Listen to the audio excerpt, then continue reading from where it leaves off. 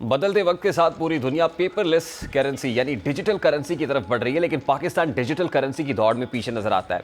ये बात दुरुस्त है कि आने वाला दौर मुकम्मल तौर पर डिजिटल करेंसी पर शिफ्ट हो रहा है, लेकिन दुनिया भर के कई ममालिक की तरह पाकिस्तान ने अभी तक क्रिप्टो करेंसी को लीगल नहीं किया। लेकिन सवाल ये पैदा होता है कि क्या लीगल ना होने के बावजूद पाकिस्तान में क्रिप्टो करेंसी की ट्रेडिंग नहीं हो रही?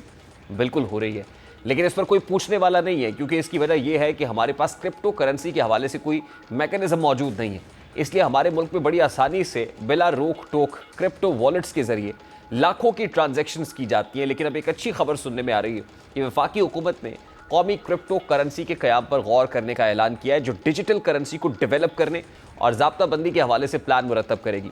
गुज़श्ता रोज़ वज़ीर ख़ज़ाना मोहम्मद औरंगज़ेब ने डिजिटल असासों पर एक आला सतह के इजलास की सदारत की, जिसमें शुरका ने आलमी सतह पर क्रिप्टो करेंसी के इर्तिका, बैनुल-अक़वामी सतह पर रेगुलेटरी फ्रेमवर्क, मालियाती सिक्योरिटी, ख़तरात की तलाफ़ी और पाकिस्तानी मईशत पर डिजिटल असासों के मुमकिन असरात पर गुफ्तगू की। उन्होंने हुकूमत की जानिब से इस अज़्म को नुमाया किया कि डिजिटल असासों और ब्लॉकचेन टेक्नोलॉजी को मालियाती शोबे को जदीद बनाने की वसी तर हिकमत अमली के हिस्से के तौर पर इस्तेमाल किया जाएगा। वज़ीर ख़ज़ाना मोहम्मद औरंगज़ेब ने इस सनत को रेगुलेट करने और इसकी हौसला अफजाई के लिए मुनासिब फ्रेमवर्क, कवानीन और मरात अपनाने की अज़्म का इआदा किया है, ताकि शफाफियत को यकीनी बनाया जा सके और डिजिटल कारोबार की तरक्की को फ़रोग़ दिया जा सके। वज़ीर ख़ज़ाना का कहना है कि ऐसा पॉलिसी फ्रेमवर्क बनाया जाए जो मालियाती निज़ाम की सिक्योरिटी और तहफ़्फ़ुज़ को। वो क्या कह रहे थे, ज़रा उसकी एक झलक आपको दिखाते हैं।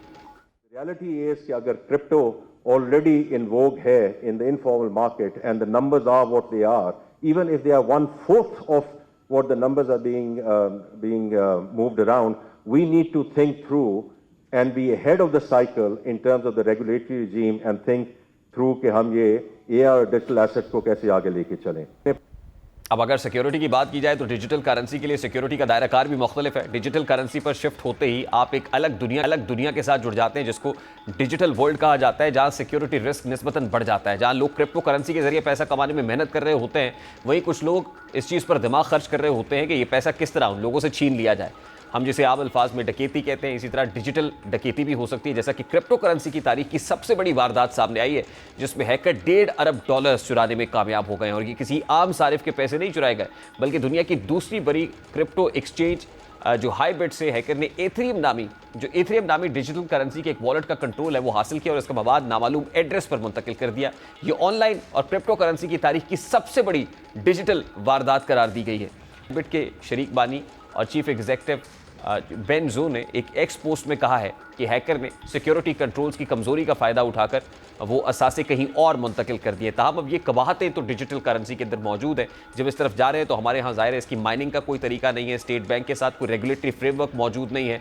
इस तरह की बातें माजी की हुकूमत भी करती रही, अब भी हो रहे हैं, लेकिन क्या वाकई इसे अमली तौर पर अपना भी सकेंगे या नहीं, ये एक सवाल ज़रूर